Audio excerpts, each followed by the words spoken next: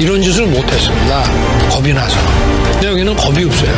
보통은 겁나서 못합니다. 안 그렇습니까? 대통령 임기연연이 뭐가 대단하다고 너무 겁이 없어요.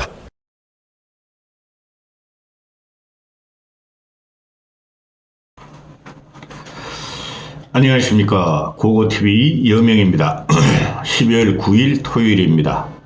모두 건강하시고 주말 잘 보내십시오. 이 영상은 김건희 희대의 나라를 망치고 있는 김건희의 영상은 12월 9일 날 몇 개 찍어서 10일 일요일 11일 김건희를 모시고 또 네덜란드 국빈 방문 만찬과 여행을 하는 윤석열 정권에 대해서 직격탄입니다. 10일, 9일, 11일 이렇게 올릴 것입니다. 이 고고TV가 처음부터 그랬죠. 제 자랑하는 거 아닙니다. 김건희는 최고의 아킬레스건이고 김건희 때문에 윤석열 정권은 무너진다. 두 번째, 장제원 왜 윤핵관을 말씀드리는 게 아니라 장제원 때문에 무너진다. 세 번째, 조선일보의 필진과 조선일보의 논조 때문에 김건희 정권이 윤석열 정권이 아니라 무너진다. 중앙조선도 이대로 가면은 윤석열을 버릴 것이고, 중앙조선을 보면은 일반 기사와 논설과 칼럼이 전혀 다르게 나오죠. 그리고 동아일보는 벌써 윤석열 정권을 치기 시작했는데 이기용 칼럼을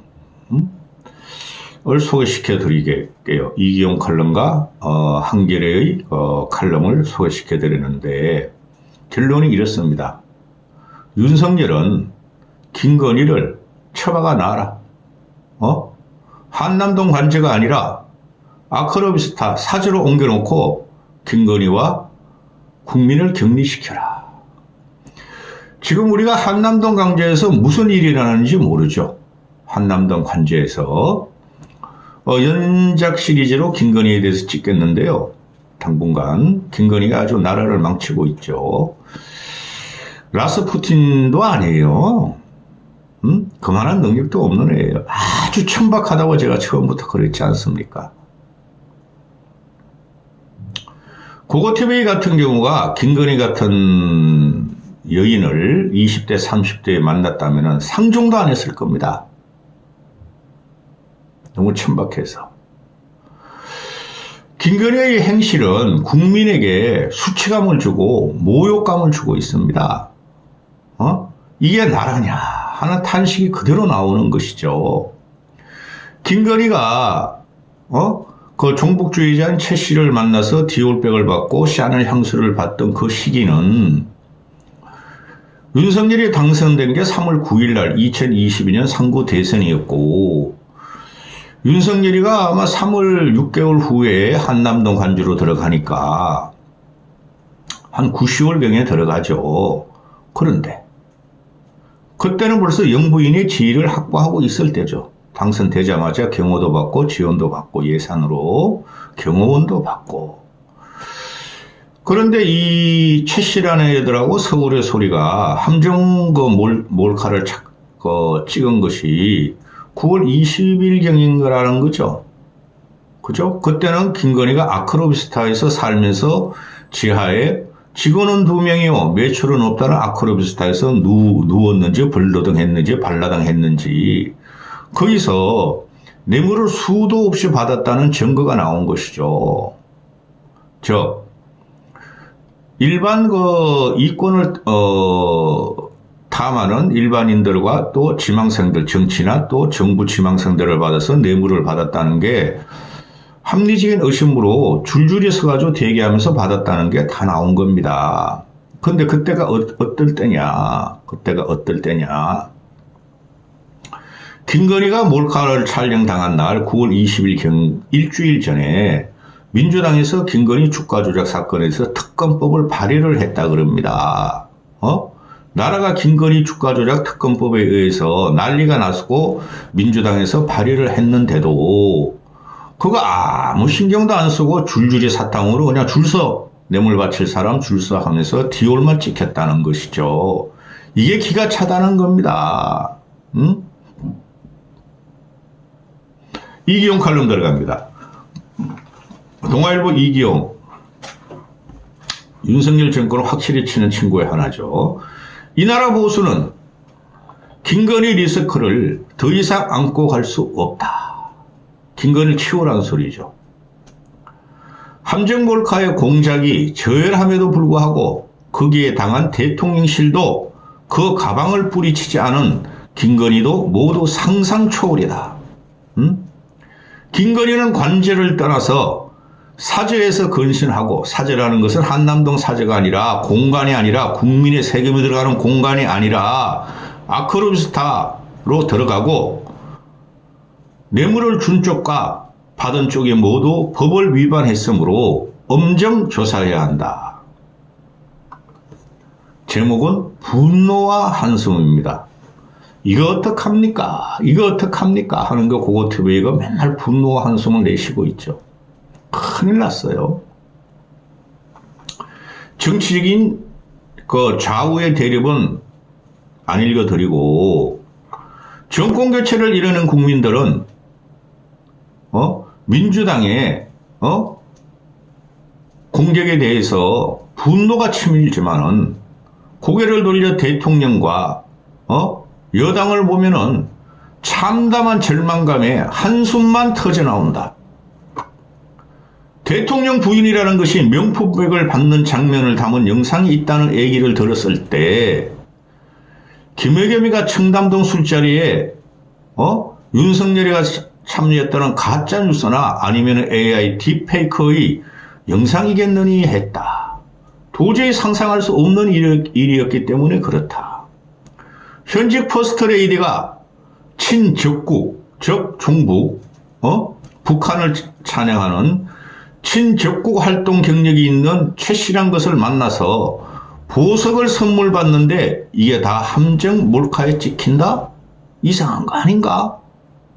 만약에 필자가 이기용이가 영화 제작자인데 그런 시나리오가 들어오면 너무 자규적이고 현실성이 없는 설정이라서 퇴짜를 놓았을 것이다. 그런데 이번 사건이 보여준 상상 초월의 세계는 세 종류다. 상상 초월이에요, 얘네들이. 인간계가 아니에요. 우리 상식계가 아니에요. 국민계가 아니라는 거죠. 김건희 부부가. 김건희 뇌물 사건에 보여준 상상 초월의 세계는 세 가지 종류가 있다.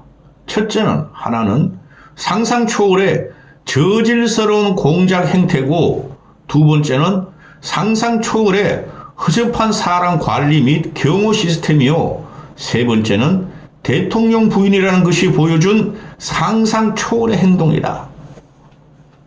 아주 칙설하죠.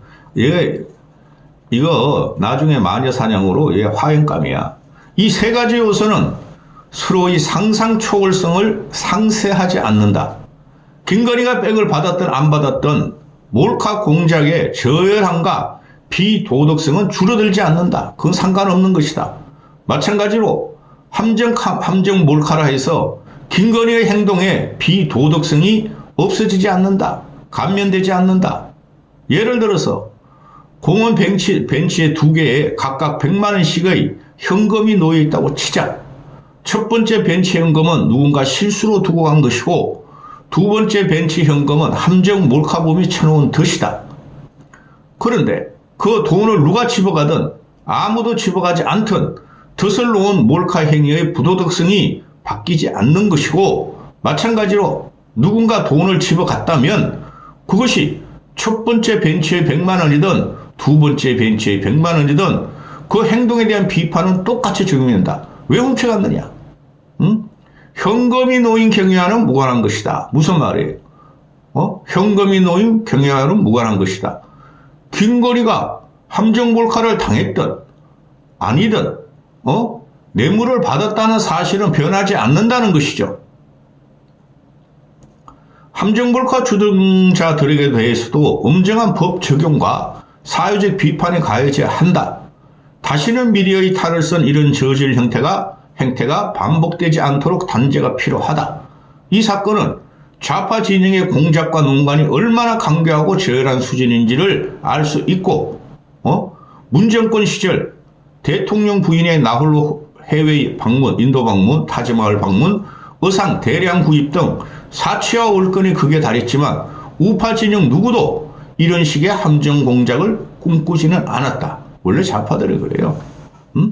하지만 좌파의 비도덕성에 대한 개탄과 김건희의 행동에 대한 비판은 별개의 문제다. 별건 수사해? 별건 수사해? 야, 특수보검사들 별건 수사해. 하급직 공무원의 배우자라 해도 그런 선물을 받으면 안 된다는 생각을 한다. 누구나 유혹은 느끼지만은 최소한의 위험 감지 능력이 생존 본능처럼 공무원 사회에서는 작동하기 때문이다. 공무원 감사하는 거 여러분 잘 모르시죠? 지독하게 합니다. 그러면 김건희 이거는 벌써 깜빵 가서 한 50년 살아야 돼요. 김건희는 하루빨리 국민 앞에 사과해야 한다.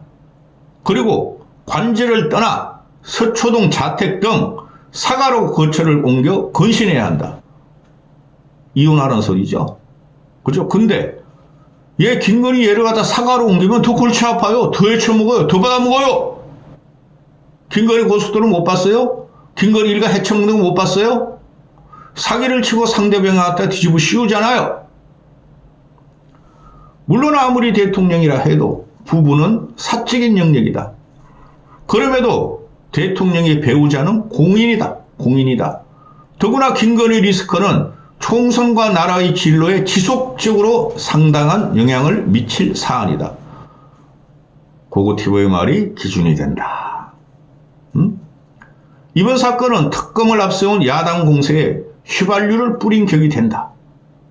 공천 개입설, 인사 개입설 등 믿거나 말거나 의혹을 계속 기름 붓도 쏟아낼 것이다. 공천 개입설, 인사 개입설이 설이 아니라 팩트라니까. 이때까지 나온 걸 보면은 그 요번에 뇌물 사건은 몰카 찍은 거 보세요. 금융위원장 가만히 있어봐. 금융위원 가만히 있어봐. 그리고 용컨대 행정관 비서관 집어넣고 김성이라는 놈 그렇게 학력 경력 이력 다 사기치고 호스트바에 루머가 있는 놈을 감싼 거 보세요. 이를 차단하기 위해서도 김건희는 의혹의 소지를 원천 차단할 수 있는 위치를 차처하고 윤석열은 특별감찰관을 조속히 임명해서 확고한 의지를 피력해야 한다. 하겠어요? 김건희가 대통령인데 특별감찰관과 제2부속실과 정무수석을 없앤거리는 것은 뭐였어요? 김건희 때문에 그랬다 그랬죠, 제가. 특검 공세에 대응할 운신의 폭을 넓히기 위해서도 명품백 파문의 고리를 끊어내야 한다. 대선 4개월 전 김건희는 눈물을 흘리며 아내로서의 역할에만 충실하겠다고 국민 기자회견을 했고 그런데 취임 4개월이 지난 시점에서 김건희의 뇌물 영상 속 모습은 기가 찰 일이다.